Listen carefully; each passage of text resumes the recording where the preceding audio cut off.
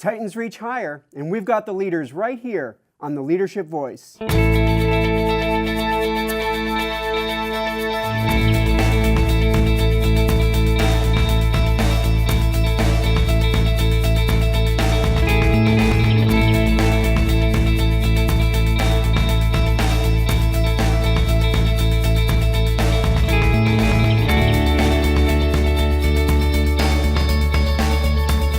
Welcome to the Leadership Voice. I'm your host, Jay Barbuto.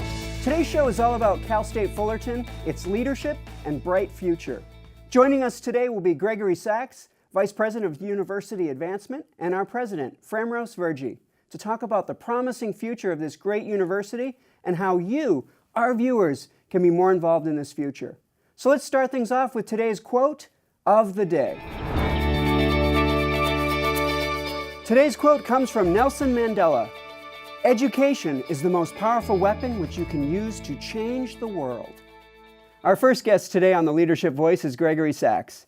Greg Saks joined Cal State Fullerton as the Vice President for University Advancement and Executive Director of the Cal State Fullerton Philanthropic Foundation in January of 2013. As the Chief Advancement Officer for the university, his portfolio includes all units related to fundraising, strategic communications, alumni relations, community relations, government relations, parent relations, and campus events. In this role, Saks also serves as the Executive Director of the Cal State Fullerton Philanthropic Foundation. Saks came to Cal State Fullerton with over 20 years of experience in advancement at both private and public institutions. Prior to his current role, he served as Vice President for University Advancement at Cal State Dominguez Hills for 7 years and nearly 9 years as the Executive Director of Development at Pitzer College, a member of the Claremont Colleges. He also held positions at Cal Poly Pomona and Baylor University in Texas.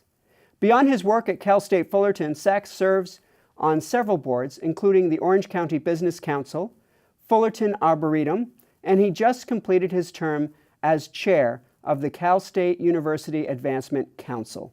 Saks holds a bachelor's degree from Cal State San Bernardino and a master's degree from Miami University in Ohio.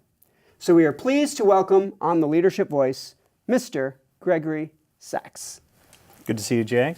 Greg, thank you so much for being on the show today. It's a real pleasure. Thank you. You know, Greg, a lot of people may not know what it is that the VP of University Advancement does. Could you talk a little bit about what your role is at Cal State Fullerton, and especially when would someone reach out to you? Well, it's funny, when you were sharing my introduction, it just kept going and going and going and going, and that often, basically all forms of external relations is my job, and it's great. I always tell folks I got the best job in the world. Every day I get a chance to talk to somebody new about the campus and just tell our story. It's really a remarkable thing. So University Advancement is basically all forms of external relations. Really what it's doing is being able to help tell our story, whether it be to donors or community members or folks within the legislature or whatever the case may be, so that they learn more about our campus and really understand why we're investment worthy. And so when would somebody need to reach out to Greg Saks? When do they say, I need to call Greg Saks? Well, the good part is when they really get the chance to learn about our campus. And when they get the chance to learn about the great students and programs and faculty and things that they're doing, and they want to invest. And they want to invest to make sure that our campus continues to grow and help our communities. Well, it sounds like you have a great organization, and you have a fairly large team over at University Advancement. How many folks do you have on your team? Between 90 and 100, depending. Okay, so could you talk a little bit about what your leadership philosophy is? You know, really, when I first came to the campus and we were building that team, we really tried to focus on the 3 C's, and that is communication, ongoing communication, collaboration, making sure everybody's working together, and celebration, making sure that we celebrate the little successes as well as the large ones. And having that as a constant, I think, is really so important, being able to do that ongoing in a regular way. The other thing is, when we came, really it was developing strategy and being thoughtful. The university had just completed a strategic plan, so we operationalized that to our unit. It was a wonderful and unique opportunity to be able to create our mission, vision, values, and goals that are directly relatable back to the university strategic plan. 4 main goals of invest, involve, infrastructure, and engage. And really through that, we've been able to accomplish a lot of goals. And so working with such a large team over at University Advancement, your leadership philosophy and your leadership style actually really can play a big role in mapping out how things play out. Yeah, I've been really very, very fortunate that I work with an amazing group of people, and we really made sure that we focused and spent time on strategy. You know, it's so easy. It's so incredibly easy to get just wrapped up in the tactical of the day. And so requiring time to step back and make sure that we're still going in the same direction, even though we're dealing with the challenge of the day, is just we've been fortunate. We've worked really hard, and it's worked out well. So you've been here at Cal State Fullerton for about half a decade. And could you talk about some of the successes that you're most proud of things that have taken place during your time here? Well, and I'm proud of the people, and I'm proud of the work that they've accomplished. I'm proud of the fact that we have connected with so many donors and so many investors of the institution that are so deeply committed to our students and deeply committed to our institution and the differences they've made. Our giving is, when I arrived, it was around $7.3 million. We are now having our 3rd consecutive year over $21 million. And so that is a direct relationship to the people that work within University Advancement, the university as a whole, and all of our faculty and staff and others, and of course our investors, and lots of other great things that have happened. Being able to work with our legislators so that we can, the campus has an opportunity to offer a doctorate of nurse practice for all time. Lots of great work as it relates to our marketing and brand research and things like that. And so now we have touch points that are all data-driven and very, very much thoughtful and aligned with where the campus is going. And I guess what's really exciting is as these funds come in to support the university, where those funds go is really probably what gets us even more excited than anything. Well, I got to tell you, at the end of the day, the state of California provides about 40% of our budget. The rest comes from not only our students, which is the largest donor of sorts to the university, but there's also, of course, private support. And if you think about the state's disinvestment, the support's going to have to come not only from our legislators, because I know they care very deeply about our institution and about our students, and I know so much they want to increase that support, but it's going to be private individuals that will provide that margin of excellence that's really going to be the difference maker for our students. I mean, it really will. I mean, gosh, you think about the kinds of programs that we have on campus that are so student-centered and really making a difference, and again, are that thing that propels a student to really do extraordinary stuff. So often it comes from private support. I've had the opportunity to also speak with folks that are investing in the university, as I'm sure you get to even more than I do. Yeah. But one of the things we hear them say all the time when they're on campus is, "Wow, things have improved. There's so many more services available now than there used to be." Do you find you're hearing that a lot? I am. I really do hear that. And the thing that's the most fun for me when there's a alumnus or alumna that returns to campus after many, many years, sometimes decades, is there's 2 things. They talk about the parking, but then also they say, wow, the trees are so big, the place has grown up, the buildings are so large, and it's really just magical because that same thing that really excited them as students immediately comes back. It's a really special and it's an honor to be able to offer that for our graduates. No, that's great. Could you talk a little bit about how Cal State Fullerton offers our partners or our investors those opportunities to impact lives? Well, I got to tell you, really so often when you think of our alumni and you think of our students, we are providing the workforce for Orange County and the region. So the university has just shy of 300,000 alumni. About 50%, just shy of 50%, live right here in Orange County 80% live within 50 miles of the campus. So when I'm talking with employers, really, so this is your talent pool. This is your workforce. You know, when I talk with elected officials, these are your taxpayers. These are those that'll be educated and devoted citizenry that'll vote. And so no matter what the public is, an investment in higher education is really an investment in our communities.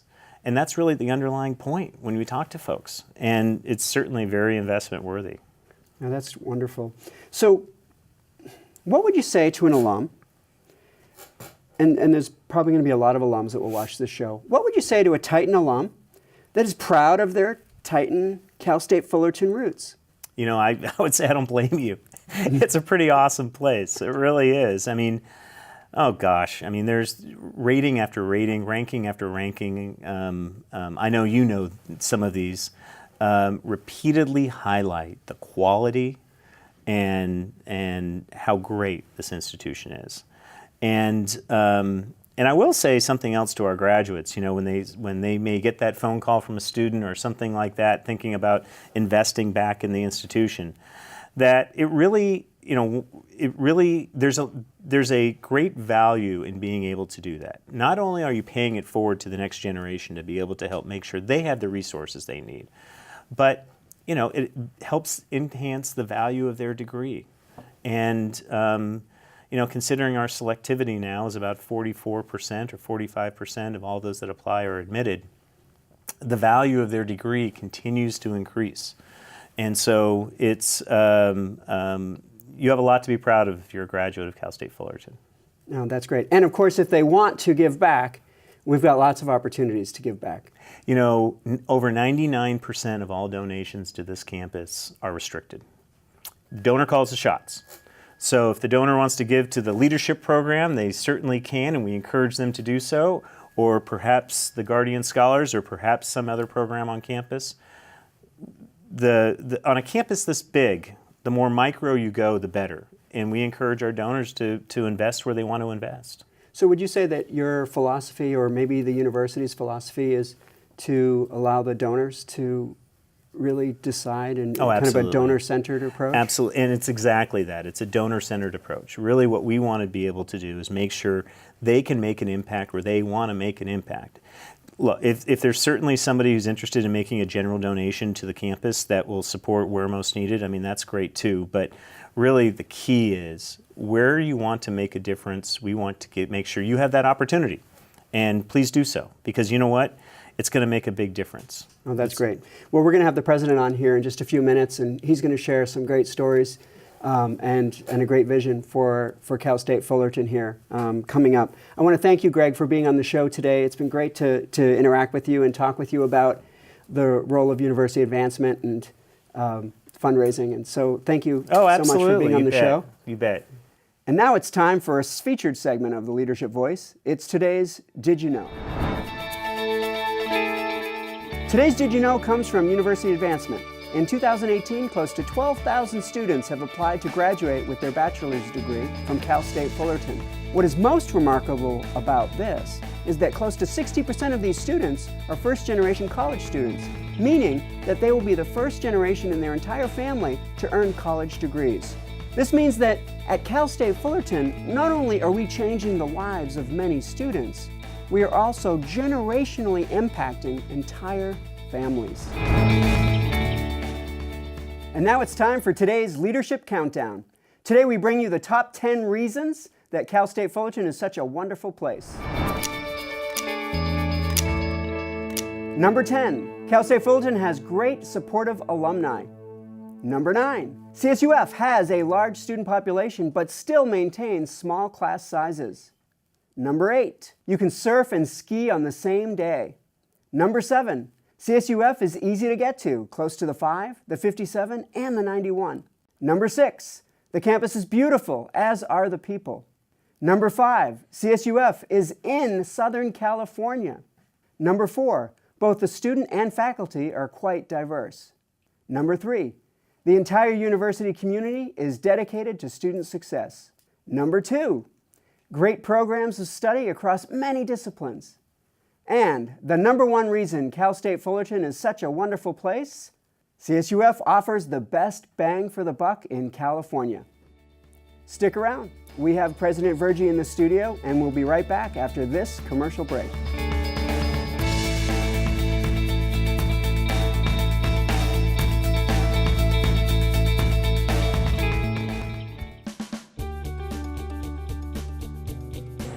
Well, we found here at Honda Center and the Anaheim Ducks that the Center for Leadership brings expertise in doing research, in doing training. The faculty that has come and given the training to our employees does all the research themselves. They're not pulling this information off the shelf. They're out there researching themselves, talking from firsthand experience, and it brings such a level of competency that we, again, don't find from other trainers that are on the market. Well, simply put, is what really differentiates and distinguishes Fullerton and the Center for Leadership really is your expertise. You guys are able to create customized content for our business based on true research. The faculty from Cal State Fullerton, obviously they're professors of their field. They have deep knowledge and research, but also, aside from the theory, they really bring in some practical examples, and they bring in a lot of interactive activities. The Bringing Learning to Work initiative is our way of meeting the needs of Orange County businesses and communities. When our clients ask the Center for Leadership to come to bring learning to work, the clients know that they're getting cutting-edge information, the latest thinking in the field, but they're also getting world-class training. Welcome back to the Leadership Voice. Our next guest today is the president of Cal State Fullerton. A first-generation college student, he is a product of public schools and an immigrant who came to this country at a young age. Framroze Virjee is both the personification of Cal State Fullerton's inclusive mission and the inspiration for others. As president of Cal State Fullerton, the most populated university in the largest system of higher education in the country, Fram provides leadership for approximately 4,000 educators who collectively serve more than 40,000 diverse students. It was these students and all students who look at Cal State Fullerton as a beacon of hope and opportunity who compelled Fram to bypass retirement from the CSU's Chancellor's office and join the Titan family in January of 2018. Since that time, he and his wife, Julie, have deeply immersed themselves in all facets of the Titan community, living and leading the engaged university experience the institution aims to provide to all Titans. A student-centered leader who describes his favorite part of his job as anything he gets to do with students. Fram is often found visiting with and participating in classes, programs, and events, and we are honored he is here with us today. Please welcome President Framroze Virjee. Great to be here.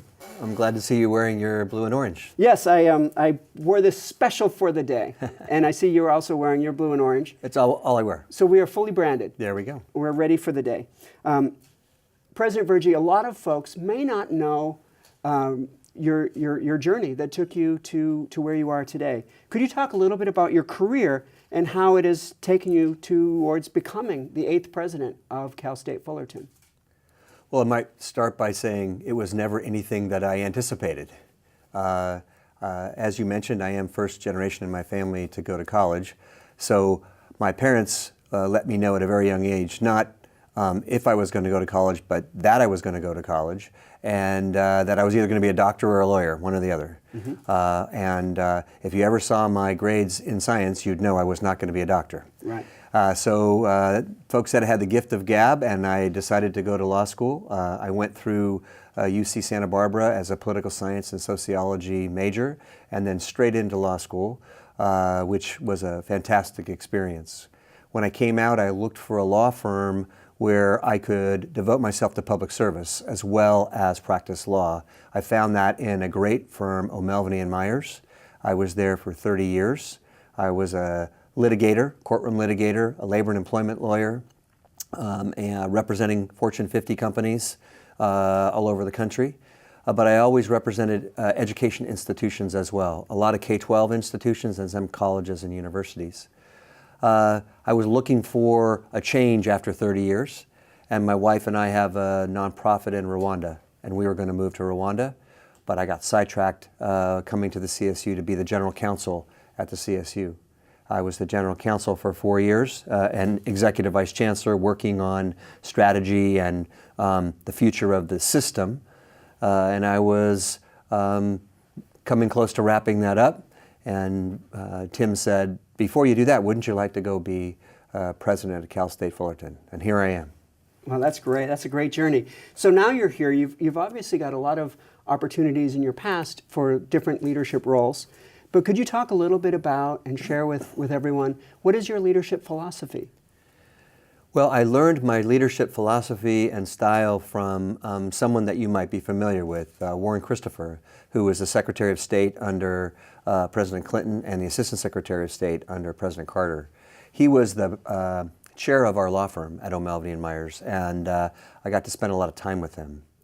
What I learned from him was that leadership means first and foremost being a good listener and being willing to listen a lot before you speak so that when you speak, you actually speak from a point of strength and a frame of reference.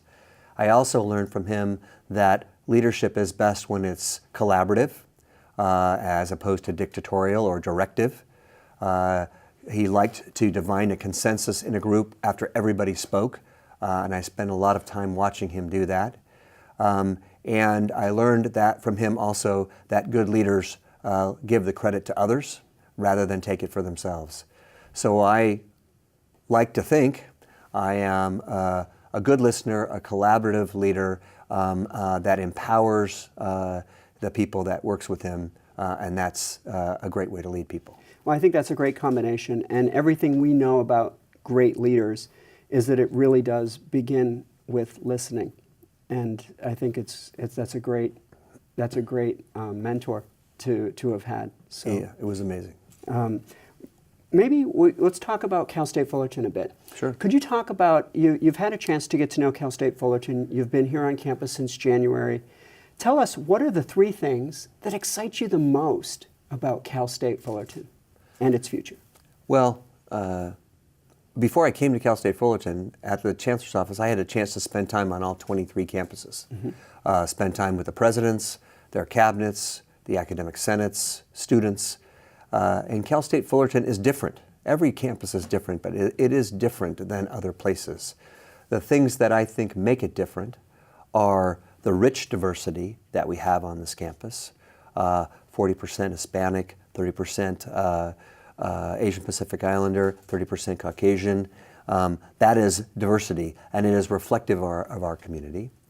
Another thing that I think makes it different is that the size that we are allows us to offer such a diversity of not just academic pursuits, but co-curricular pursuits as well.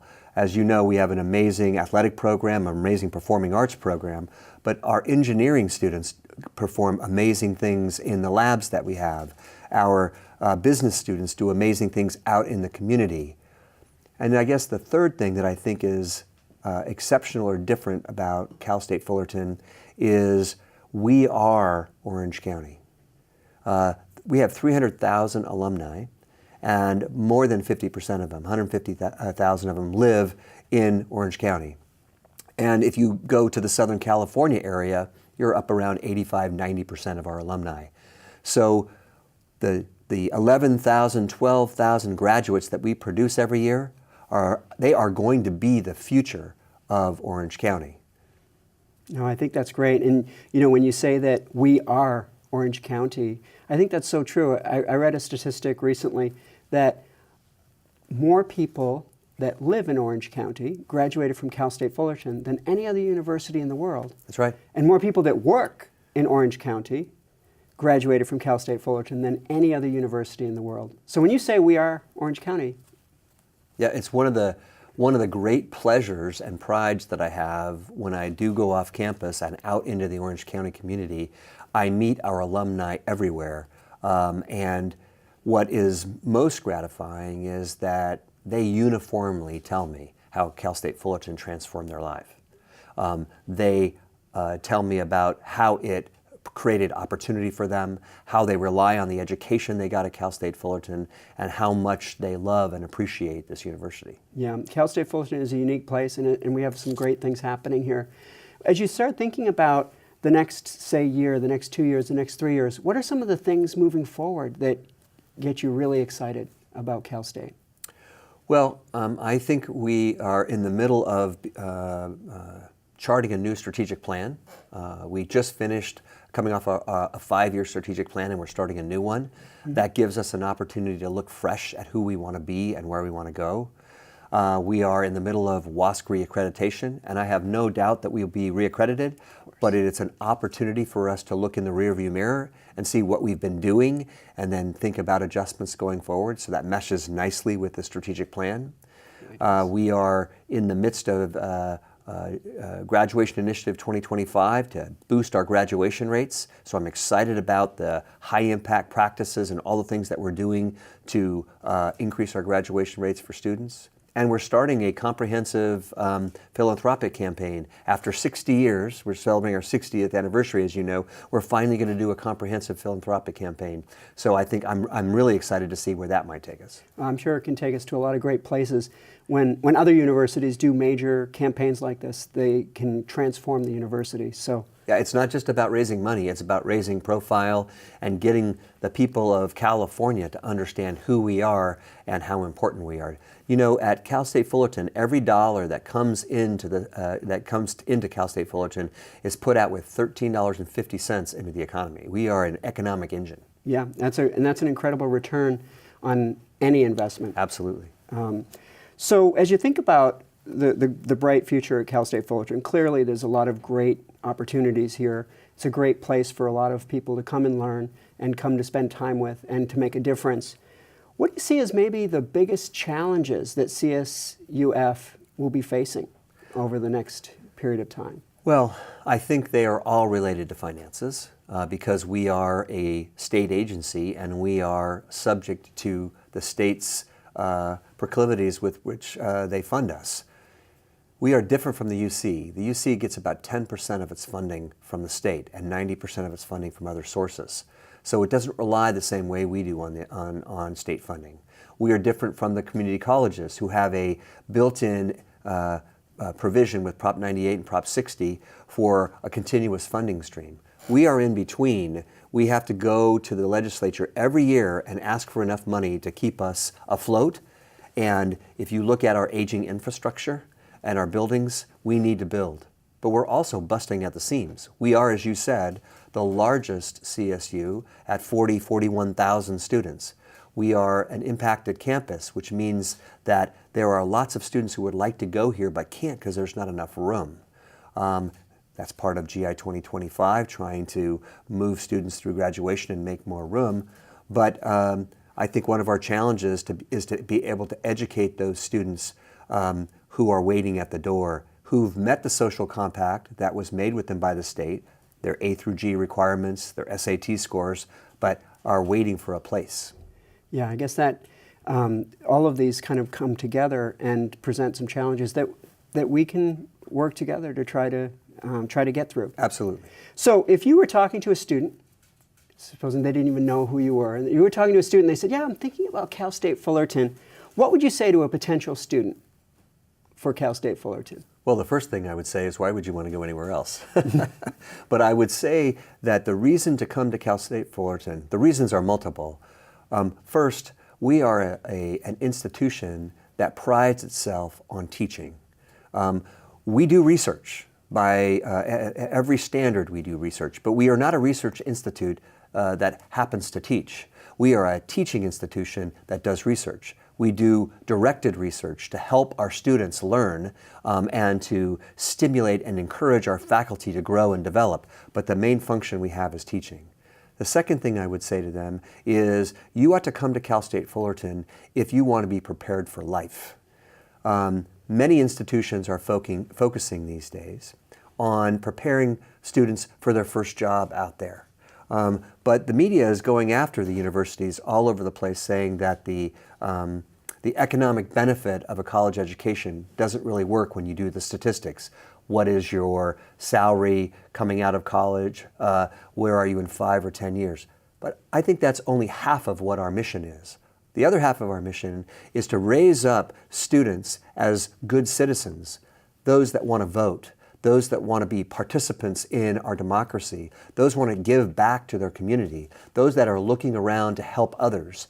And as I said, we are going to be Orange County in 5, 10, 15, 20 years. These are going to be the leaders of our community. And so we are trying to build up and raise up effective leaders for the future. No, I see, that's terrific.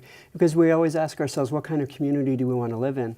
And when we have the answer to that question, we should always look to Cal State Fullerton. Absolutely. Because what we do with Cal State Fullerton eventually will have its pure output into the community, and the community will be greatly impacted. You know, folks say what happens in California leads the nation. I believe what happens in Cal State Fullerton is going to lead Orange County, and what happens in Orange County is going to lead California.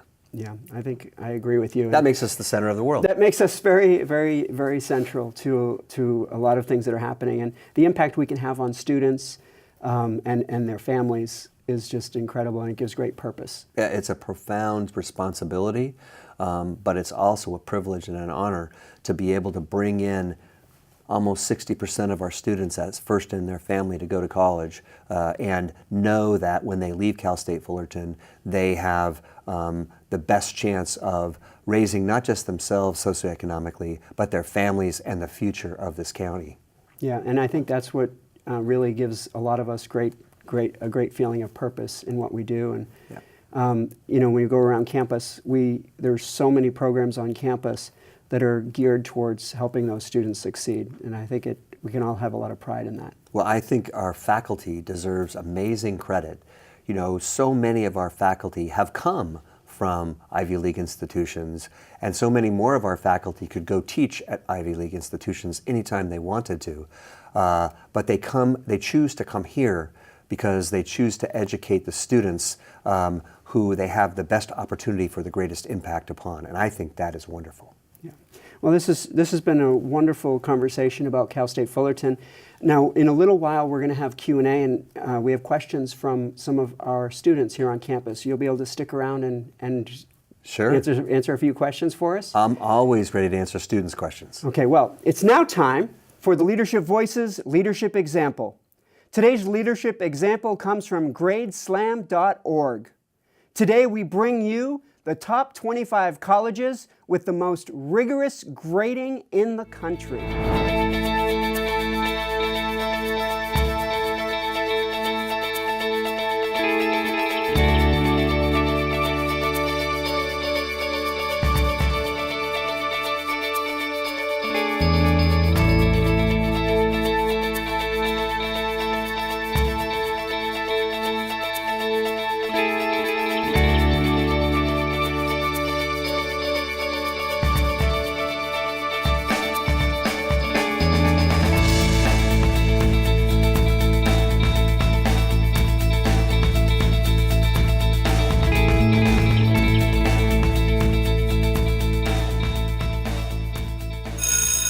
Hear that? You know what that means. It's time for today's leadership lesson. Today's leadership lesson is being delivered by Dr. Gerard Beenen. So let's take 3 minutes and listen up. Thanks, Jay.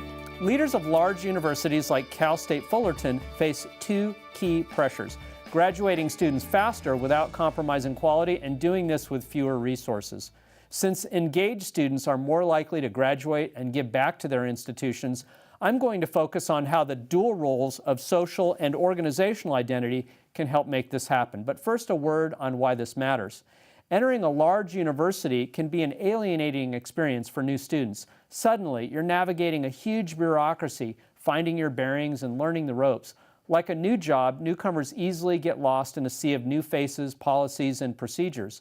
So there's a big disconnect. New students feel alienated, but campus leaders need them to feel connected to keep them on track. We can bridge that gap by fostering social and organizational identity. First, social identity describes how we define ourselves by the groups we belong to, friends, like-minded others, or any formal or informal network. Groups that help us feel both unique and connected are called in-groups. At Cal State Fullerton, we have 375 registered student groups, giving students a wide range of opportunities to feel connected on campus. And the sooner this happens, the longer it lasts. A friend of mine I did my MBA with a couple of decades ago told me recently he's still very close with members of his initial very first study group. And research actually supports this. Early group memberships on campus lead to long-lasting friendships that help students persist, graduate on time, and give back as alumni to the very groups that help them achieve their goals. But social identity has a downside. In-group members are at risk of denigrating those who aren't part of their group, members of the outgroup. And outgroup bias has been well documented by social psychologists. To maximize the benefits of in-groups while reversing the pitfalls of outgroup bias, we need organizational identity. Organizational identity provides what's called a superordinate identity, a common shared identity to which all of the subgroups belong. At Cal State Fullerton, we're all Titans. That's our common identity as members of the larger university. And when we say Titans reach higher, we appeal to a shared aspiration that all 375 student groups adhere to. This helps safeguard against outgroup bias, and it also gives students an opportunity to be part of a larger organization that cares about their best interests. As Titans, we encourage our students to reach higher in their studies, careers, and relationships. This way, students experience social identity with their smaller groups and clubs, but also organizational identity with the broader Titan community. As bonds are strengthened, both at the group and organizational level, students are more likely to persist, succeed in school, and then become engaged and generous alumni who give back their time, energy, and resources to the university.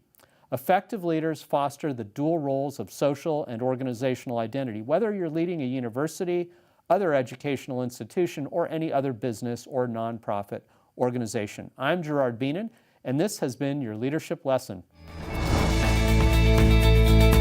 Thank you, Dr. Beenen, for that wonderful leadership lesson. It's now time for today's Q&A. Do you need some leadership advice? Well, you've come to the right place. Every show we take questions from you, our viewers, and answer them right here on the show.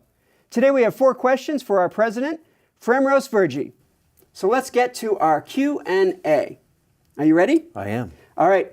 First question comes from Rebecca in Irvine, California.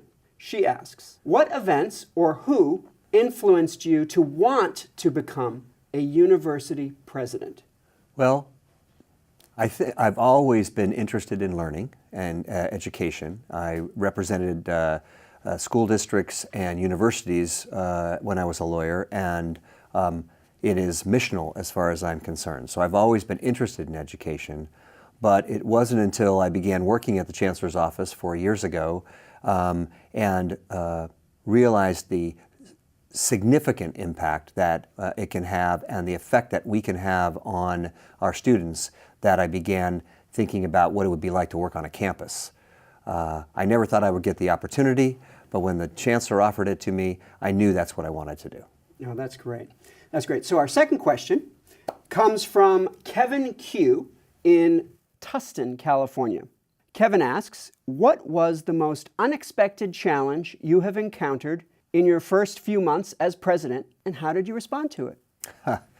It might surprise you, but it's prioritizing the things to do. There is so much going on campus, and I guess I'm a kid at heart because I don't want to miss anything. And so many times there are things going on concurrently, whether it's going to an academic celebration, an athletic event, a performance, and I want to go to all of them, and I have to choose. And that's really the hardest part of this job, is being able to make that choice, because I want to do everything. Yeah, and you only have so much time. Exactly. All right, so our third question comes from Carolina in Fullerton, California.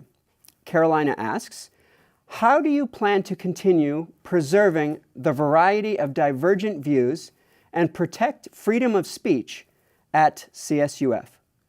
Well, this is a question that's near and dear to my heart because I'm a lawyer and I believe in the First Amendment fervently.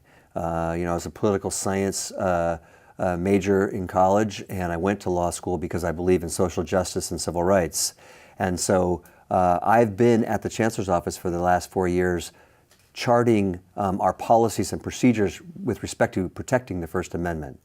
So my plan is to make sure that all voices have the opportunity to be heard at Cal State Fullerton. We have great diversity here, but diversity is only strong if it allows for inclusivity as well.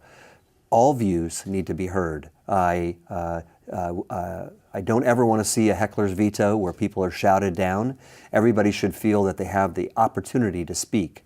The best way to do that is encourage dialogue among people who relate to each other. Students need to know students. Faculty need to know faculty. And we need to tackle issues, not personalities. Oh, that's great. That's great. So our fourth and final question comes from Kwang in Costa Mesa. Kwang asks, what's your vision for CSUF in the next 5 years in terms of academic and co-curricular programs that impact student success?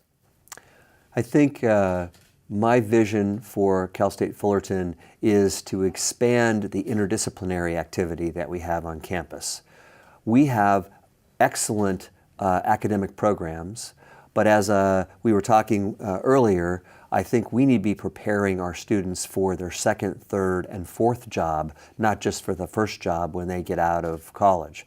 So I tell engineering students, you may not be an engineer for the rest of your life. You'll start out an engineer, and the next thing you know, you'll be an entrepreneur or a CEO, or you'll be in sales or marketing. And so you should take those courses in other areas. I would love to see more interdisciplinary activity across our colleges, so that folks from the business school are working with a performing arts program. Folks from the College of Engineering are working with our biology folks for biotech.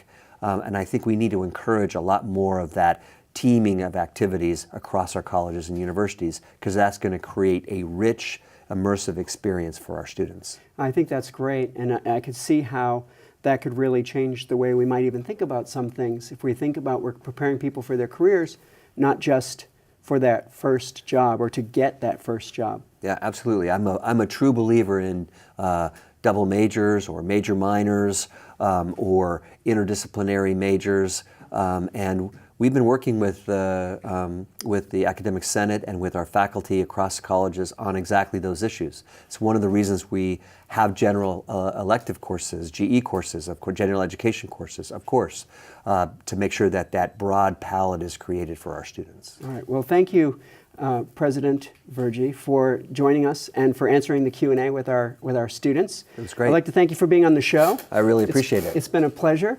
If you have a question, or if you need advice, you know what to do. Send us your question here to the Leadership Voice by email, leadershipvoice@fullerton.edu, or contact us by Twitter @CSUF_leadership. Well, I think that's all the time we have for today's show. Today we learned about the great difference that Cal State Fullerton is making in people's lives, and we also explored many aspects of higher education and university advancement. Thank you to our guests, Gregory Saks, and of course, President Framroze Virjee. Thank you also to Professor Beenen for delivering today's leadership lesson. Join us each episode of the Leadership Voice, as we'll have more executive guests, another special leadership lesson, and lots more worth tuning in to see. I'm Jay Barbuto, and on behalf of the Center for Leadership, we'll see you next time right here on the Leadership Voice.